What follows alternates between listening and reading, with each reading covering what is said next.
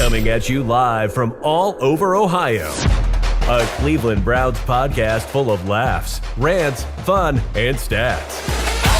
A place where all Browns fans' voices are welcome and heard. A show that aims to inform and entertain you. With your hosts, Jacob, Nick, and Ed. Ladies and gentlemen, welcome to the Barking Browns Show. What's going on, everybody? Welcome into another episode of my solo series as we go through the entire Cleveland Browns roster, position group by position group, kind of grade and rank them, see where they stand, see if it's a strength, if it's a weakness, if the Browns should add somebody, if maybe they've got some extra depth to trade away. Thank you so much for joining us here. Joining me, I am your host, Jacob at Roachism13. We are into the offensive tackles part 2. So far in this series, we have done part 1 and part 2 of the edge room, done everybody in the edge rusher room, and part 1 of the tackle room. We did Jedrick Wills, Jack Conklin, and Chris Hubbard. All of those are available wherever you're watching or listening to this episode. You can find those as well.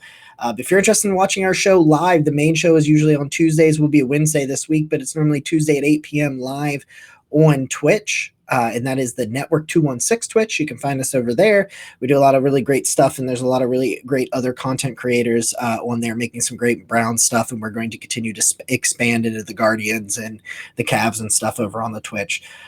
If you haven't, I have a piece up on Dog Pound Daily right now talking about the 5 players that currently are on the roster at tight end that will be vying for the tight end 3 role. I think it was a pretty informative piece, just kind of a generalization of a bunch of guys that have a bunch of raw ability, not a ton of college production or NFL production, but some guys that could be interesting if you guys want to go check that out. We haven't done the tight end series. We will get to that in the audio and video format very, very soon. But I want to tell you guys about our friends over at Built Bar. Best protein bars on the market, hands down. It's like eating a Three Musketeers bar without all of the sugar and additives that you know is bad for you. So there's amazing flavors. They just dropped raspberry lemonade that I'm getting ready to check that out. I really want that. There's cookies and cream. My buddy is really excited. He just ordered a box of cookies and cream that he's really excited about. The salted caramel is great. The mint brownie is great. We go on and on about the Built Bars. They're really great. If you want a protein bar that is healthy for you, it's not chalky and it's not thick. It's not like eating a really hard protein bar, and you want kind of that candy bar experience without the candy bar guilt, go to built.com, use the promo code BARKING, BARKING, for 10% off the greatest protein bars on the market. All right, guys, let's launch right in to wrapping it up on the tackle front. We're going to talk mainly about the other 2 on the roster in James Hudson and Alex Taylor. They're the other 2 that will fight, I think, for the roster. They're going to keep 4 at least. They'll probably keep I think they kept 10 offensive linemen total. One good thing about like a guy like Chris Hubbard, we talked about his ability to play guard. He had some really valuable right guard snaps for the Browns in 2020 in their playoff run.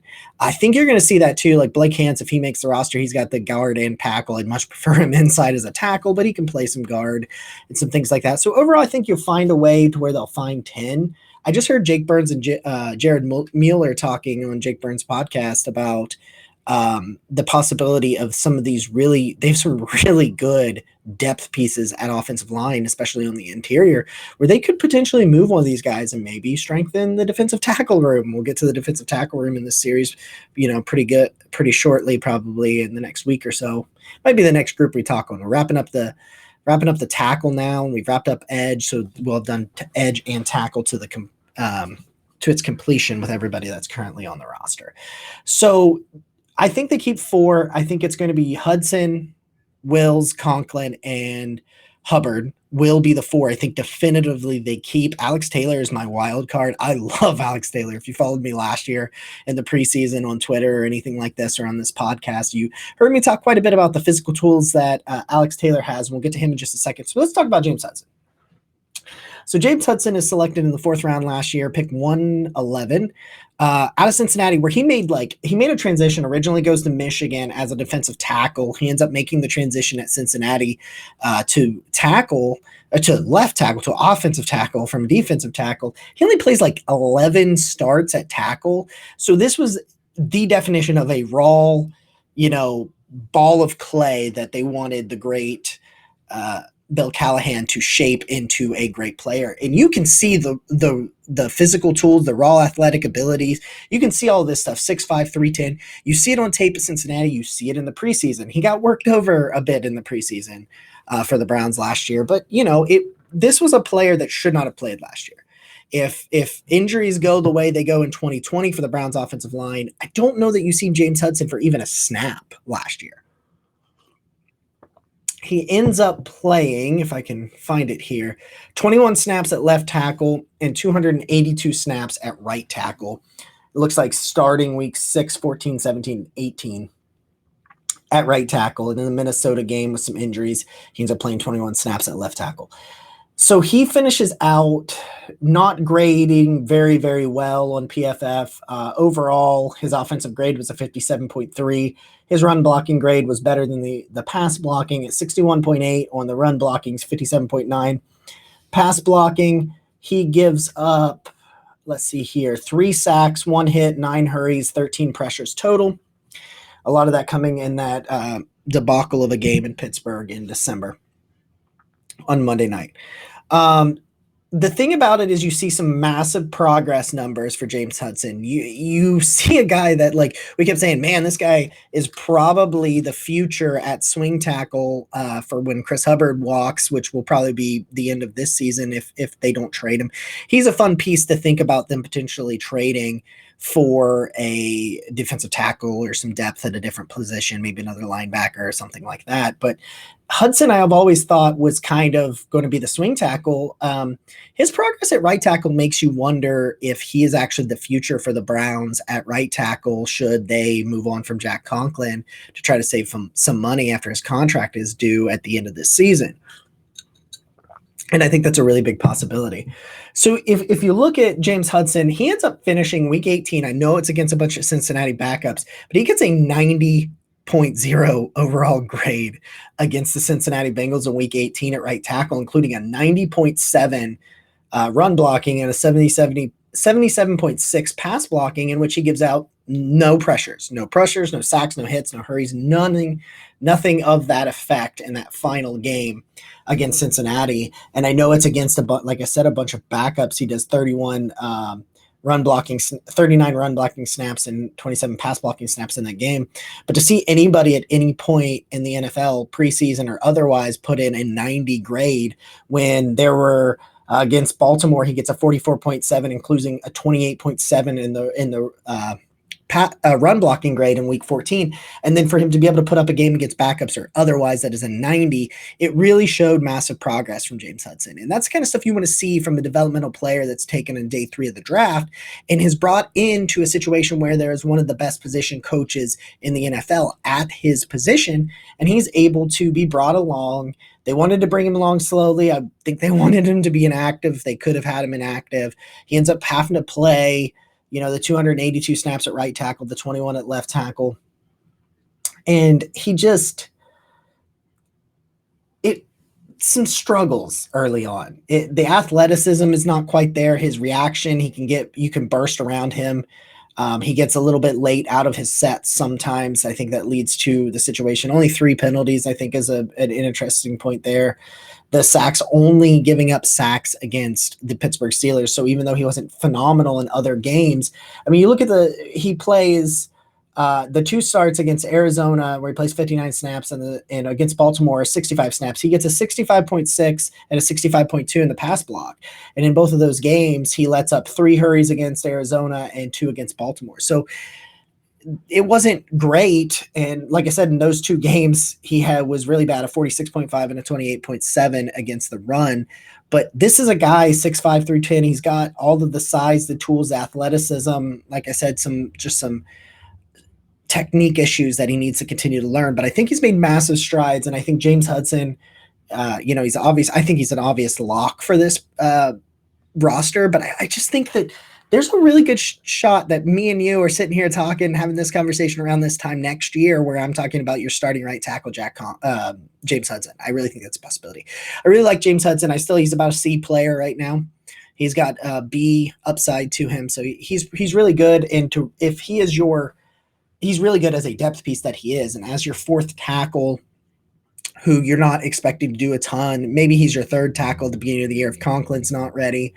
But I think the Browns are in a pretty good spot with the tackle position, and I think James Hudson has a lot to do with that. So we will move on to Alex Taylor, and then we'll wrap up the tackle talk on these quick little hitters here. Alex Taylor has not played a snap in the regular season, 2020 or 2010. He's an undrafted player. He sees some time for the Browns in the preseason last year.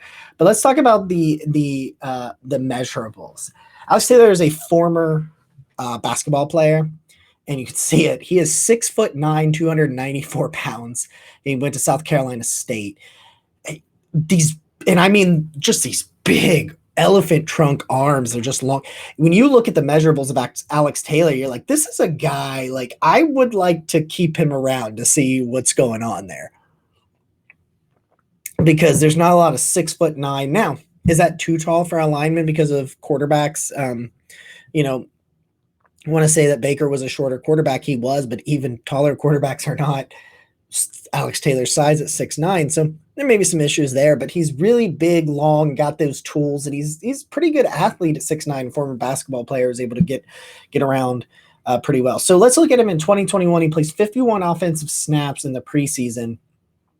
80.5 overall grade, 83.5 in the run game, a 68 in the pass game, in which he gave up 2 pressures, a penalty, and a sack.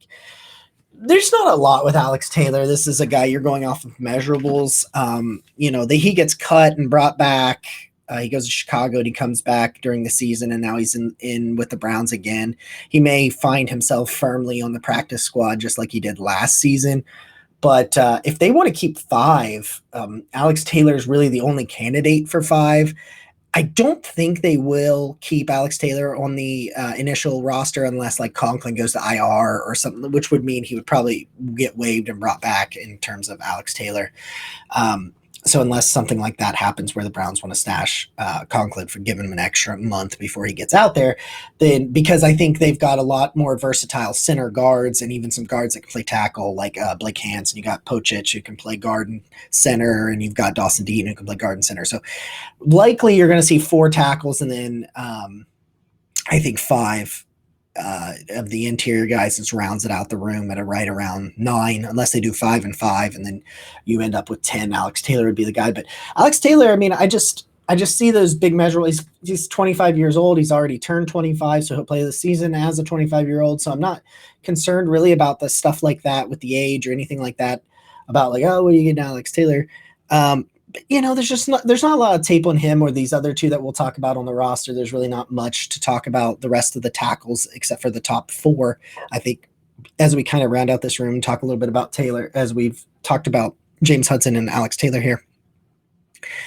Alex Taylor is the last one I think that could make the roster that's currently on the roster. But he's a really interesting piece because if you trade someone like Hubbard, I don't necessarily think they will because of Conklin's situation. But if Conklin's like, you're definitively like he's healthy, and then somebody's right tackle goes down and they've got some great depth at D tackle or a run stuffing defensive tackle that specialist, you could see a situation where Chris Hubbard maybe gets traded to do that, and then Alex Taylor eventually becomes the 4th tackle. I think they like Alex Taylor. Obviously he spends the preseason with Cleveland, goes to Chicago, ends up getting cut there, comes back to Cleveland, and now they're bringing him into training camp at the preseason again this year. So I think you can see, kind of like I talked about in my article in Dog Pound Daily, that they've kind of kept Miller Forrestall around at tight end. That makes me feel like he, at least right now, unless there's a trade or another veteran gets waived on cut day, that Miller Forrestall seems like the guy that they're going to take as tight end 3. I think Alex Taylor is the guy that they want to keep around, probably on the practice squad, because like I said, I think they end up probably only keeping the top 4 tackles, especially since James Hudson has played at both left and right. Although you could keep Alex Taylor, because his 51 snaps were at left, you could keep him on the roster as just a backup left tackle, but I don't know how much the Browns, on their reserves, want to be limited to what the reserve can only play one side. Now, I'm not saying Alex Taylor can't play right, but I'm just saying that's where his experience has been, at least in the preseason so far. And maybe you can put him over there at right tackles and things like that. But Alex Taylor, he's very interesting. 6'9", 294. I think he could make a push for the Browns at the offensive tackle position. The other two offensive tackles you have, I don't really have anything on them. Elijah Kanatsa is a 6'1", 328, 27 years old, 1 year experience out of Toledo. And Ben Petrulia, 6'5", 316 pound, 23-year-old rookie from Boston College. That wraps up the offensive tackle room. I'm not really expecting, I just don't think they've got too much depth and too many proven commodities and pieces that they like for either of those players to make it. Maybe the rookie and Ben Petrulia will probably have a decent shot at the practice squad, especially if Alex Taylor gets claimed or goes somewhere else and doesn't make it back to the Browns tackle squad. So that is where we will wrap today's podcast as we talk about finished up the offensive tackle room. We're going to move to another position on defense. We will start what may be the hardest series to talk about. Maybe only one episode because I don't think there's a ton of talent there. We will talk to defensive tackles sometime during this week. The podcast will be out. The main show will be live on Wednesday. Watch our Twitter handles for the opportunity, or I'm sorry, for the announcement on when we will be live. I believe it'll be 8:30 on Wednesday.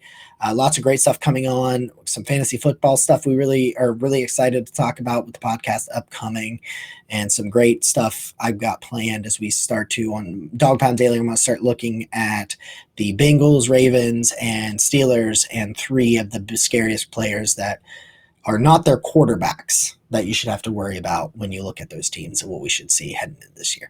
So I appreciate you guys being along for the ride with me. I'll talk to you guys soon, and go Browns.